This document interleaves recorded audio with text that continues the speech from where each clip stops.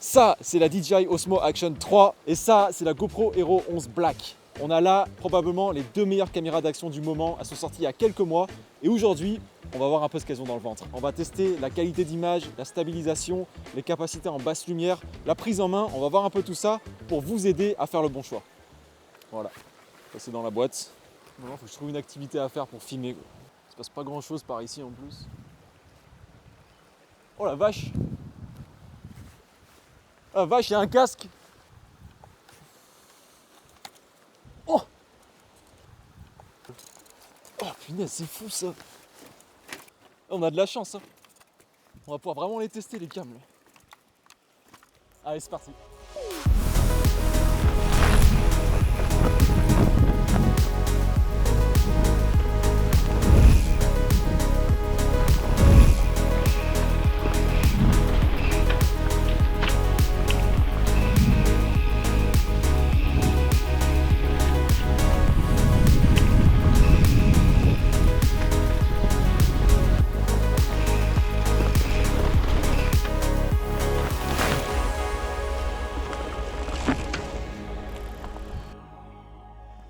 Alors, la première différence notable entre ces deux caméras, ça va être l'attache. Parce que sur la GoPro, l'attache en fait, elle est rangée, elle est juste ici.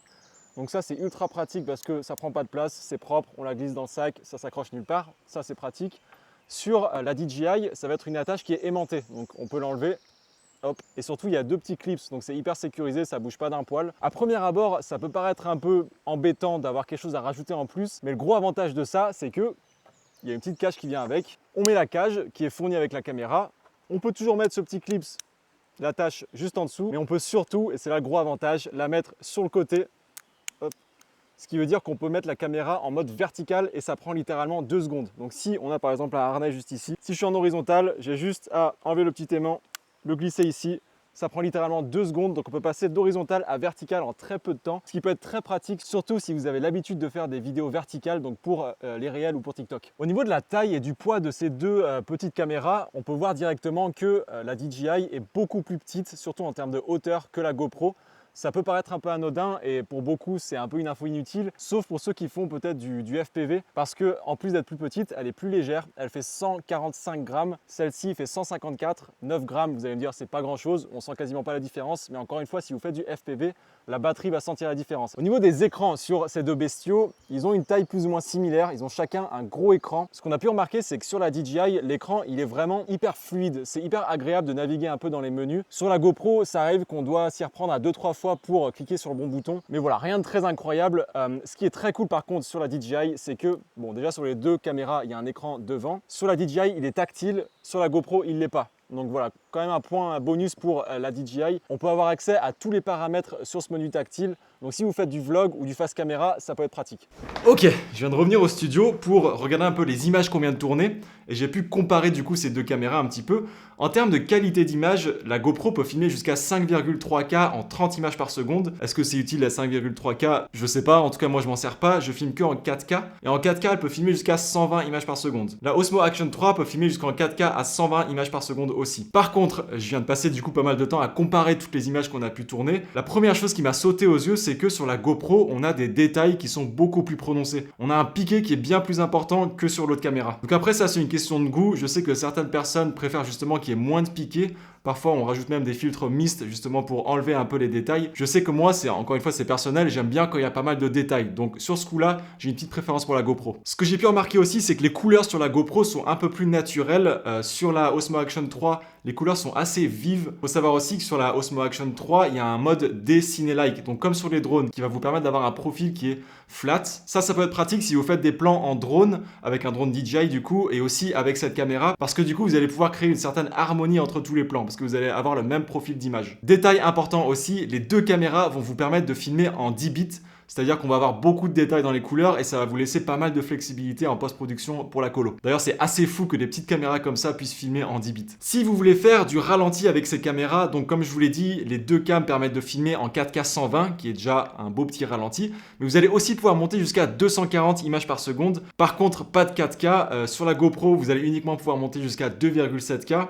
Et sur la caméra DJI, ce sera jusqu'en 1080, donc en Full HD. Donc là, léger avantage pour la GoPro. Et au niveau du champ de vision, donc sur les deux caméras, vous allez pouvoir filmer avec un angle qui est très large. C'est hyper immersif. Sur le vélo, je les avais toutes les deux ici, les caméras, et vraiment, on arrive facilement à voir l'horizon. On voit bien aussi le guidon. C'est vraiment immersif, le mot. J'adore, c'est ultra grand angle. Chose à savoir, c'est que vous allez avoir un angle qui est encore plus large sur la caméra DJI. On va pouvoir aller jusqu'à 155 degrés, alors que sur la GoPro, avec le mode Hyper View, qui est l'angle le plus large, vous allez pouvoir monter jusqu'à 148 degrés. Mais là où ça devient intéressant, c'est que sur la GoPro, ça a tendance à énormément déformer sur les côtés, notamment quand on passe en large ou en ultra large, vraiment ça déforme énormément sur les côtés. Quand on avance avec la GoPro, si vous regardez sur les côtés, c'est pas très agréable à regarder. Alors que sur la caméra DJI, malgré le fait qu'on a un angle qui est encore plus grand, la caméra fait un super boulot pour justement ne pas trop déformer les côtés. Donc ça, c'est assez impressionnant et c'est une assez grosse différence. Voilà, niveau champ de vision, avantage à la caméra DJI. Au niveau des capacités en basse lumière,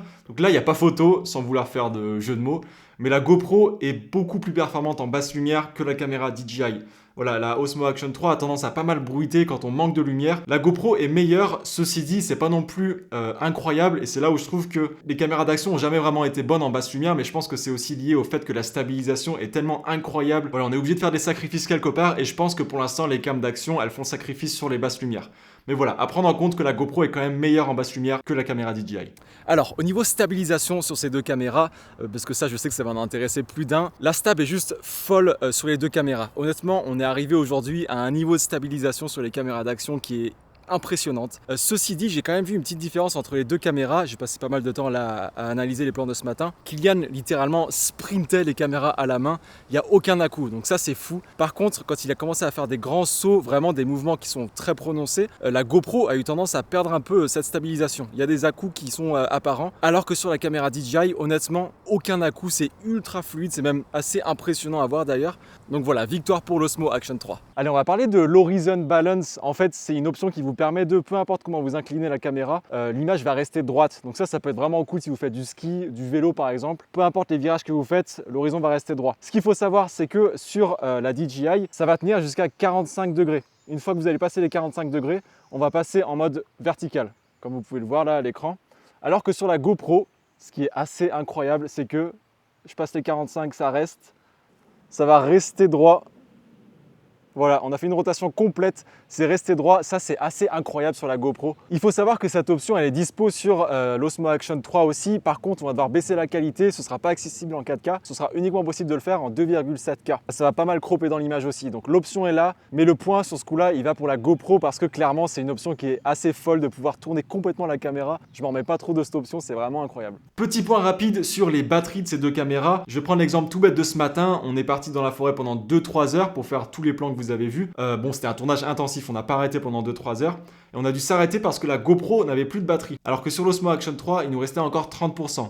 Donc voilà, je voulais quand même vous le dire parce que c'est une différence assez notable entre les deux caméras. Ok, ça part en mode vlog pour tester le son sur ces deux caméras. Donc c'est vraiment le son brut enregistré par la caméra. Voilà. Il y a des espèces rares un peu dans la forêt, c'est un peu chelou. Mais il n'y a pas de micro externe sur ces caméras. Donc je vous laisserai vous faire votre propre avis. À l'instant T, moi j'en ai aucune idée s'il y en a une des deux un peu qui se démarque. Mais on essaie de courir pour tester le son. Est-ce que le son il est bon là? Oh punaise! Je pensais pas un jour courir avec des caméras dans la main sur un truc de vélo, mais nous y voici. Je suis assez curieux de voir le son.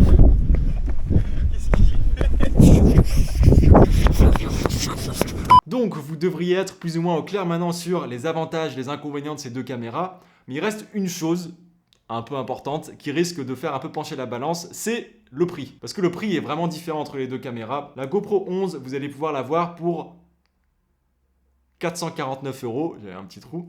Alors que l'Osmo Action 3 pour 359 €. Donc on a quand même une sacrée différence de prix entre ces deux caméras.